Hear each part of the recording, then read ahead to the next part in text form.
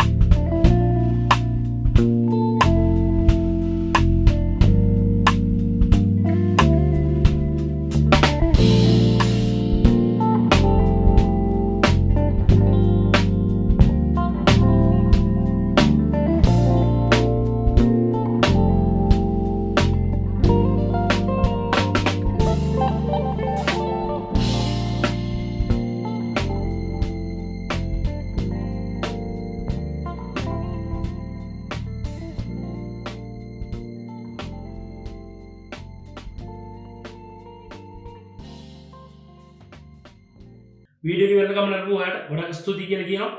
ඔයාලගේ ඉවෙන්ට් එකක් වෙලාවකදී මේ නිර්මාණය කරලා බලන්න.